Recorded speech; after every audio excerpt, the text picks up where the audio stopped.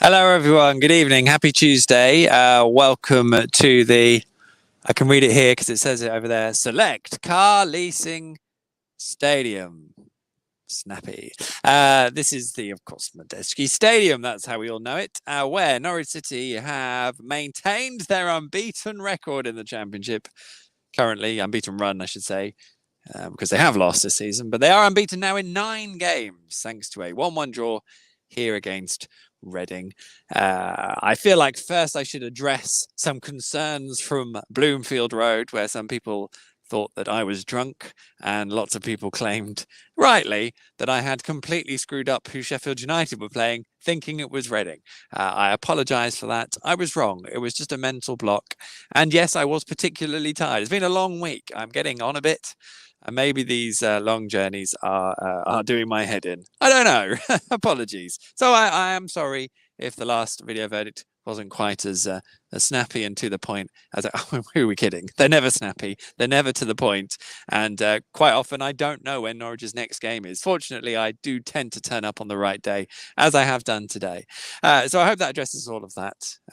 It's not very windy today, so my hair should stay in place.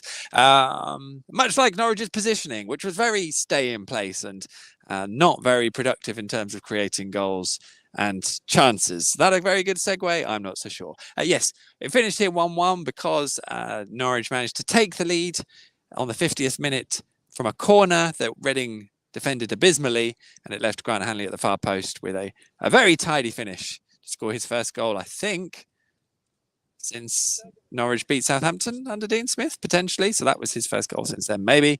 I'll have to double check that. But certainly his first goal in a long time. He's missed a lot of chances in that time from set pieces and what have you. He'd missed one in the first half here, which was a good chance where he headed. It was a great clearance, great clearing header. But Grant Hanley gave Norwich a lead that they didn't really deserve, in truth. And within 10 minutes, the game was back level, thanks to Jeff Hendrick, who Norwich had a lot of players back.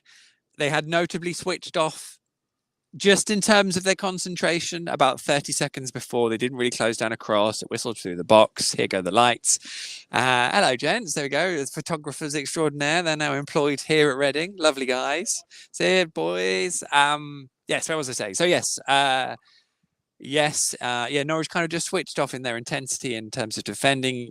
It's interesting, having watched them so often, you can kind of see when it's happening, and it's really frustrating because you're just watching it unfold and you're just hoping they don't concede and they ride it out. This time they didn't, and the ball popped out to Hendrick on the edge of the box.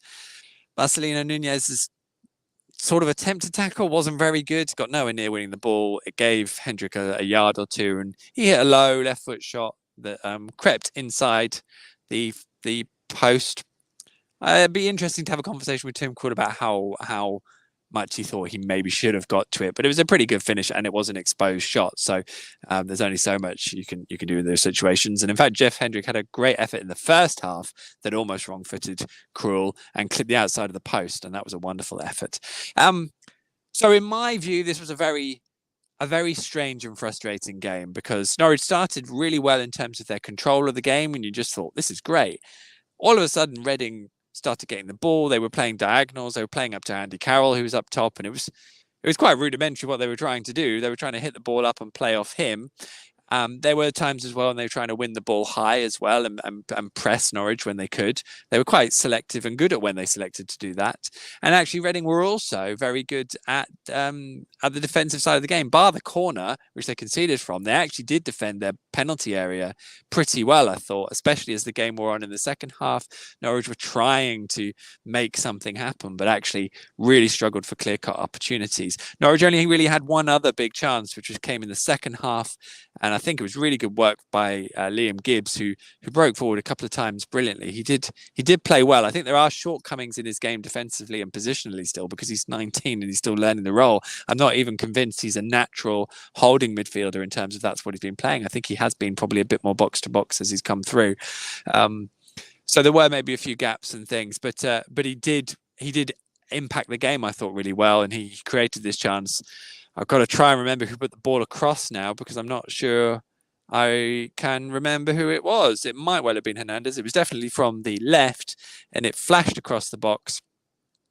McLean went for it and couldn't get enough to actually direct the ball on goal, but also that deflected it away from Teemu Pukki, who was behind him and free, and would have, had the ball just arrived at him, probably would have scored, to be honest. So Kenny probably had to go for it because he was in a great position himself, but it was just one of those unfortunate moments. I mean, the curious thing is, it feels like Reading, they were very good, Reading. They created a lot of difficult moments for Norwich. They were putting the ball in the box, a few flashed through the box, and there were some really difficult moments. Obviously, if a ball flashes through the box, it doesn't register as an expected goal because no one's actually had a shot. So some of their moments weren't picked up, and they had a really good spell, certainly towards half time. But actually, over the course of the 90 minutes, Norwich did create more in terms of XG. I think it was 0.3 to 1. So, Norwich did enough to create a goal that would have won them the game.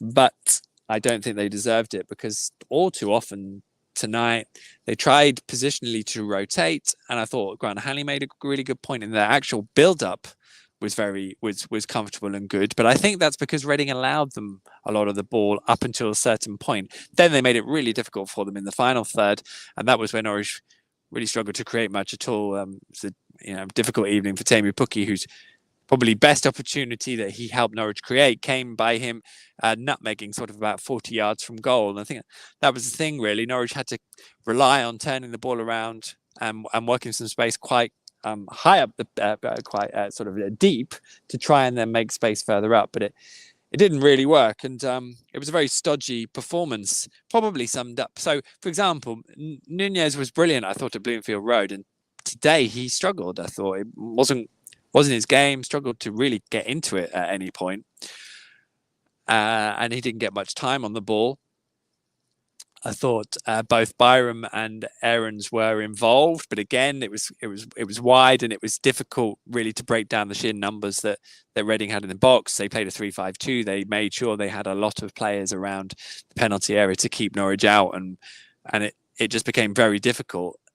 And in that context, you have to bear in mind, because Reading were pretty good at what they did. I don't know how far it will take them, and they. I mean, on the evidence of seeing the teams played, I would say West Brom were probably a better team with better quality, but Reading were probably more effective at what they did, and caused probably Norwich more problems in general.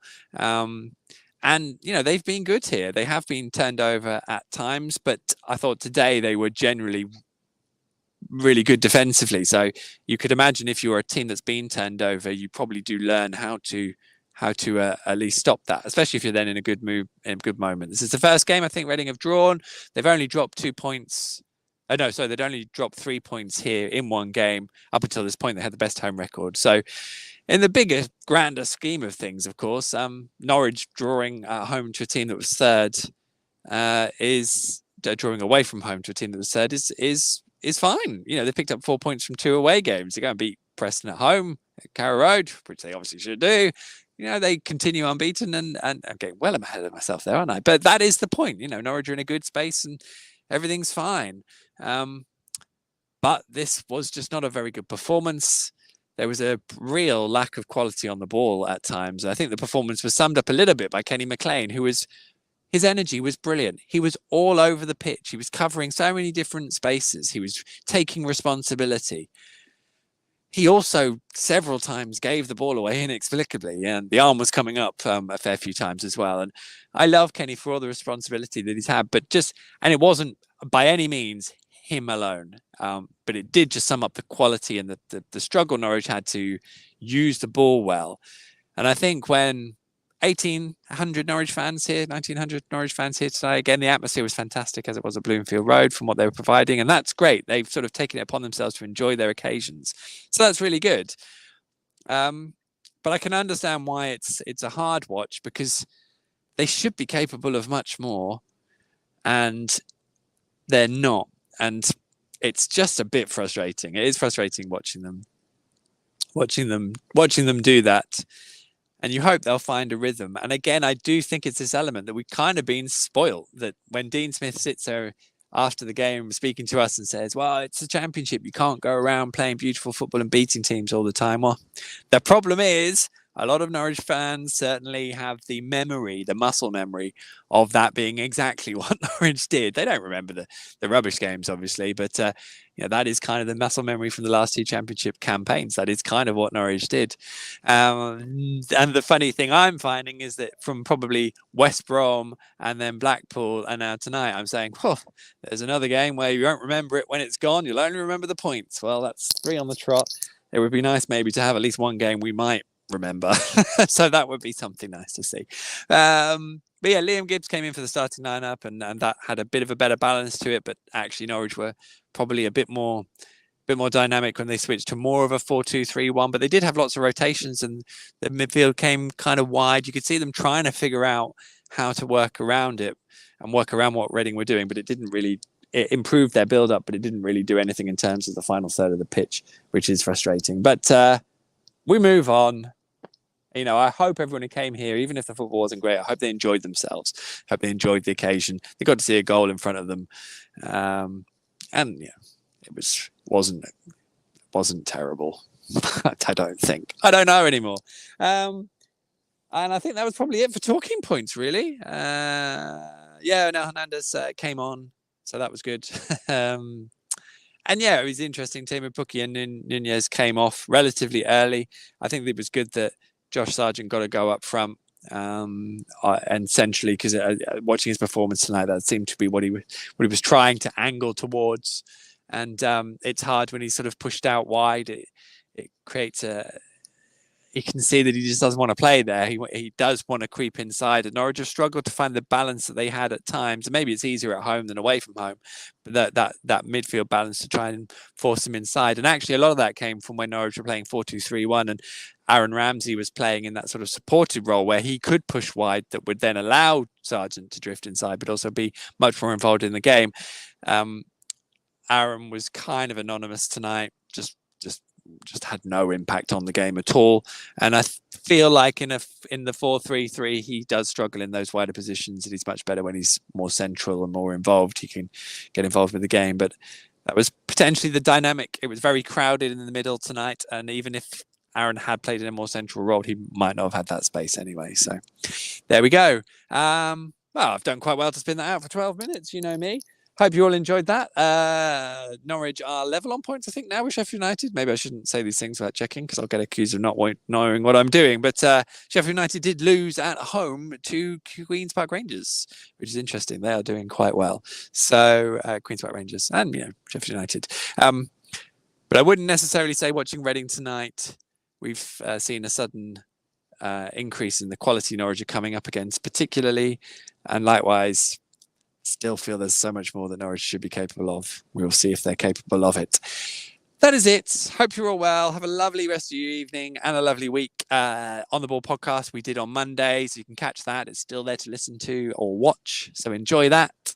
The athletic stuff is there, so check in with that. And then come Saturday, I'll be back at Carrow Road, which will be delightful, of course. In the meantime, look after yourselves. I will remove that. I hope you enjoy yourselves. And I will say a very good night to you from the Select Car Leasing Stadium. Go lease those cars, people, with special selectivity. Bye. Oh, my goodness. Goodbye.